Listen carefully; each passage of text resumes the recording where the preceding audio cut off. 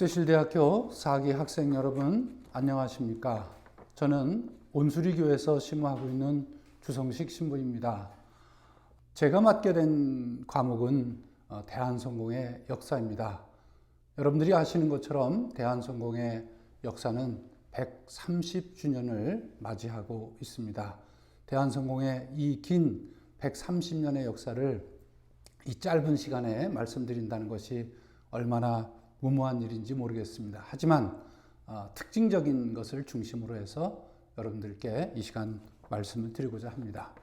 대한성공의 130년의 역사를 이야기할 때 한국 기독교의 전례 과정을 잠깐 알아봐야 할 것 같습니다. 또 아울러서 19세기 우리가 이야기하는 19세기를 흔히 서세 동점의 시기라고 그렇게 이야기합니다. 서양의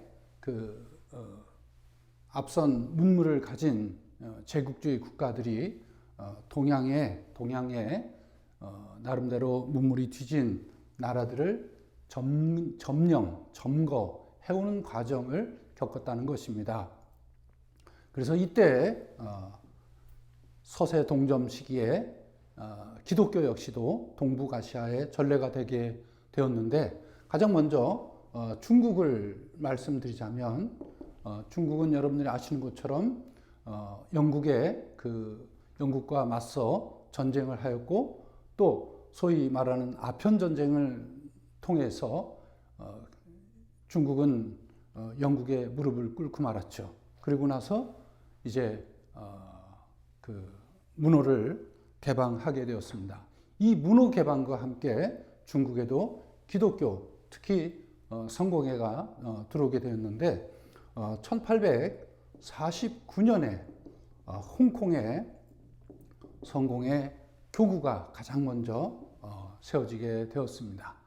그 이후로 기독교는 어떤 강압적인 힘을 가지고 중국을 점거해 나갔고, 그리고 마침내 중국의 성공회 역시 15개의 교구가 만들어지게 되었는데, 주로 이 중국 성공회를 가장 먼저 이렇게 선교를 한 곳은 바로 SPG라고 하는 선교 단체입니다.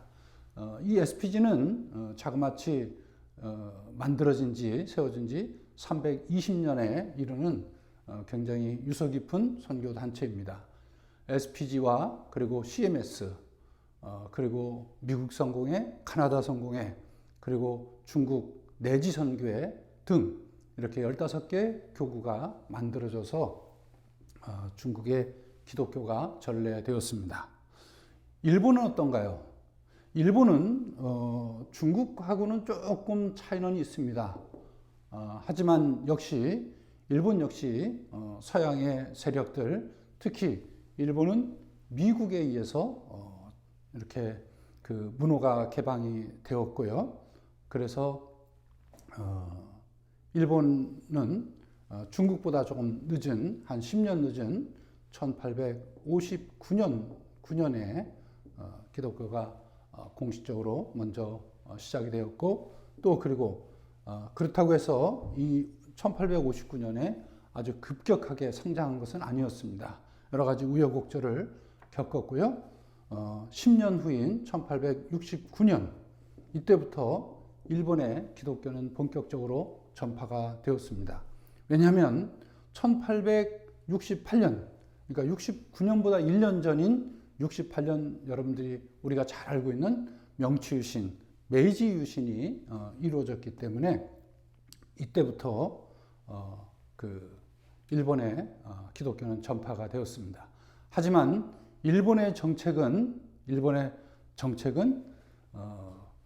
서양의 문물은 받아들이지만 정신은 배척하는 그런 정책이었기 때문에 일본의 기독교의 선교는 그렇게 녹록지 않은 그런 상황이었습니다. 자, 그러면 중국과 일본 역시 이 서세 동점에 의해서 서구의 제국주의적인 침략의 일환에 의해서 편승해서 이렇게 기독교가 전파됐는데 그러면 우리나라는 어땠을까요? 네, 우리나라도 사실은 예외는 아니었습니다. 왜냐하면 우리나라도 역시 외국의 문호 개방에 맞서서 싸우고 피 흘린 역사가 있는 것입니다. 1866년 네, 우리가 아는 것처럼 프랑스의 침략, 네, 병인 양요를 겪었죠. 네, 그리고 이거보다 5년 후인 1871년에는 미국의 침략으로 인해서 신미 양요를 겪었습니다. 그리고 이거보다 또 5년 후인 1876년에는 이제 일본의 본격적인 침략의 소산으로 소위 말해서 강화도 조약이 체결되면서 조선의 문호가 개방이 된 것이죠. 네, 이건 역시 강압적인 침략이었지 이것이 자발적인 것은 아니었습니다. 여러분들이 아시는 것처럼 대원군의 세국 정책에 의해서 굉장히 많은 그런 방어를 하였고 또 천주교 신자들은 그때 무려 7,000명이 넘는 그런 순교자를 배출하는 시기이기도 하였습니다.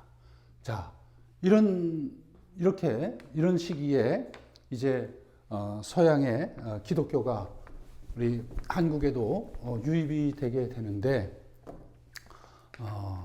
일본의 그 문호 개방과 함께 1882년에는 미국의 문호 개방, 그리고 83년에는 우리 영국의 문호 개방, 네, 이런 것으로 인해서 이때부터 본격적으로 서양의 기독교가 한국에 전파되게 되었습니다.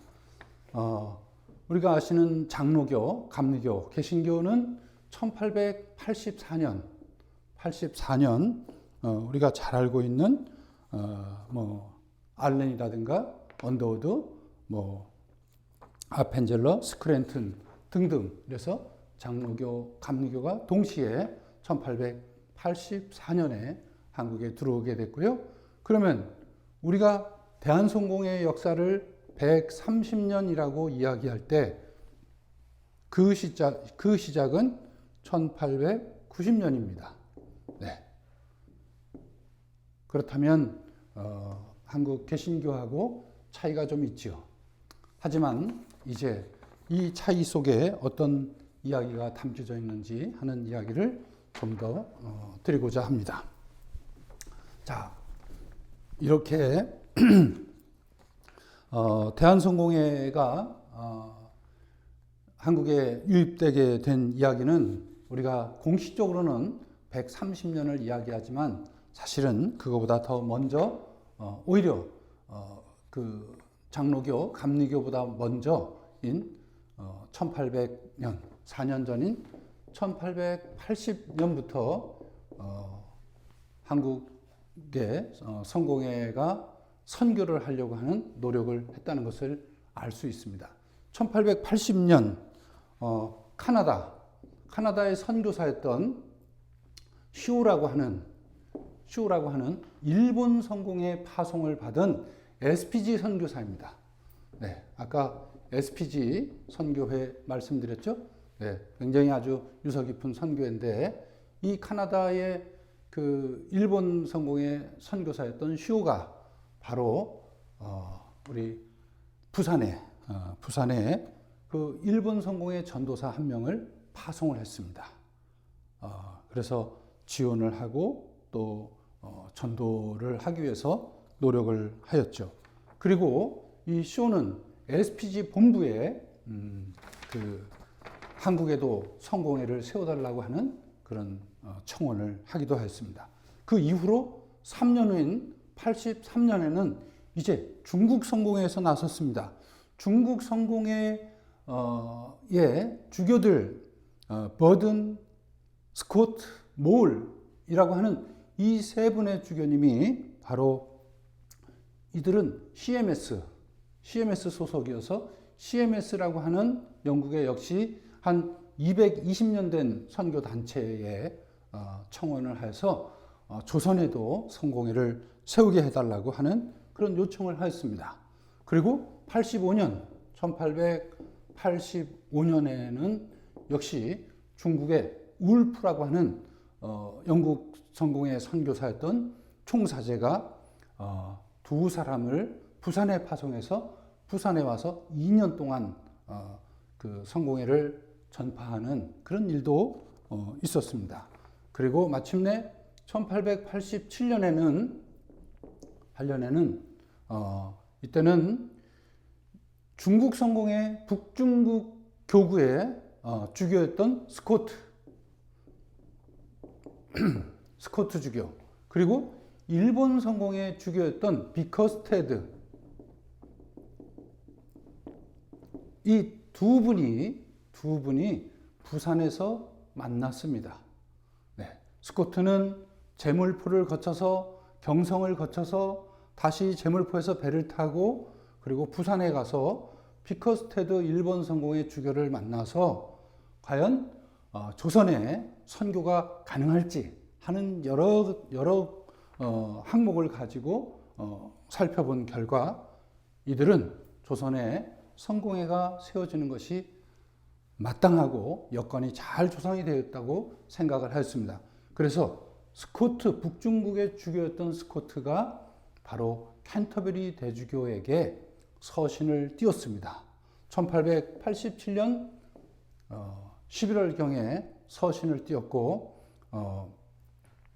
캔터베리 대주교께서는 1888년 1년 후인 1888년 세계 성공의 주교회의인 람베스 회의에서 바로 조선에 성공회를 세울 것을 공식적으로 선포하였습니다. 그래서 이때부터 준비를 해서 1889년 11월 1일 날 드디어 조선 성공의 초대 주교인 찰스 존 코프, 우리 이름으로 고요한 주교님께서 조선 성공의 주교로 웨스트민스터 아비에서 서품을 받게 된 것입니다. 이 존 코프라고 하는 주교님, 이분은 아까 말씀드렸던 북중국 성공회의 주교였던 스코트의 절친이었습니다. 네. 그래서 그런 연유로 인해서 캔터베리 대주교에게 그 스코트는 바로 찰스 존 코프, 친구인 코프를 이렇게 천거를 하게 되었던 것이죠. 자, 그럼 이제부터 본격적으로 한국 성공의 첫 번째 주교, 일대 주교인 존 코프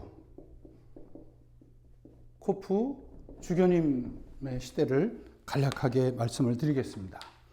존 코프 주교는 1889년 11월 1일 주교 서품을 받고 이제 함께 할 동역자들을 세우고 또 선교의 조건을 만들기 위해서 모닝캄이라는 잡지를 만들고 또 코리안 미션이라고 하는 선교단체도 영국 런던에 세웠습니다. 그리고 이곳저곳을 다니면서 함께할 동역자를 찾았지만 그리 쉬운 일은 아니었습니다. 오죽하면 미국 성공회, 카나다 성공회까지 가서 동역자를 구했고, 그래서 첫 번째 동역자인 닥터 랜디스 젊은 의사를 미국에서 만났습니다. 그와 함께 1890년 9월 29일 날 마침내 선교의 기착지인 인천 제물포항에 도착함으로써 한국 성공회 창립을 하게 된 것입니다. 대한성공회 창립일은 바로 존 코프 주교님께서 1890년 9월 29일 제물포항에 도착한 날, 그 순간부터 창립의 역사를 우리가 기록하고 있다는 것을 염두에 두시기 바라겠습니다. 이 랜디스 의사는 젊은 의사였고, 이는 제물포에서 그 성 루가병원, 나중에는 이름이 락선시 병원이라고 이름도 바꾸기도 했지만 이 의사와 함께 이제 선교를 하게 되었습니다. 그래서 제물포에 가장 먼저 교회를, 그리고 두 번째는 지금 정동에 있는 지금 주거자 성당 이 자리에 바로 그 장림 성당을 세웠고요. 하지만 코프주교는 언어나 여러 가지 소통의 관계로 인해서 한 6년 동안은 본격적인 선교를 하지 않았습니다. 하지만 거기에 예외가 있었는데 바로 강화도 선교였습니다. 강화도 선교. 이것은 물길을 워낙 잘하는 해군 군종 사제였던 코프 사제가 바로 이제 그 원어라고 하는, 한국 이름으로는 왕란도인데요. 네. 원어라고 하는 사제를 통해서 이제 마침내 발견한 강화도에 첫 본격적인 지역 선교를 하게 되었습니다. 이것이 바로 강화 갑고지 니콜라 회당입니다. 자, 이렇게 해서 강화 선교가 1893년 7월에 본격적으로 원어라고 하는 신부에 의해서 갑고지 나루터에서 시작이 됐던 것이죠. 그리고 이때 아주 한국 선교의 역사에 있어서 초기 선교의 아주 큰 일꾼을 만나게 되는데 그가 바로 김희준 마가입니다. 네. 그는 강화 출신이고 또 인천을 오고 가면서 장사를 하던 사람이었습니다. 이는 이제 강화의 선교의 일꾼이 되었고, 그리고 아시는 것처럼 김희준은 한국 성공의 첫 세례자가 되었습니다. 1897년 11월에 인천 내동 성당에서 세례를 받게 됐죠. 그리고 이는 또 첫 전도사, 그리고 첫 부제, 첫 사제, 한인 첫 사제가 됩니다. 네. 1915년 12월입니다. 이 김희준이라고 하는 이 마가 신부에 의해서 한국 성공의 초창기 선교는 매우 활력을 얻게 되었습니다. 그리고 그 코프주교에 의해서 시작된 한국 선교의 초창기에 가장 큰 역할을 했던 선교의 도구가 바로 의료 선교였고, 그 다음에는 바로 문서 선교였습니다.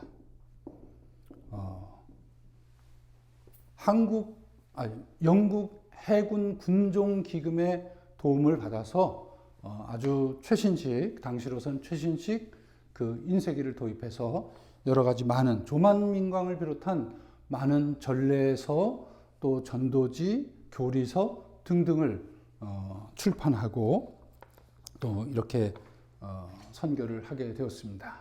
하지만 코프주교는 그의 재임 14년이 되었을 때 캔터버리 대주교에게 사임을 하였습니다.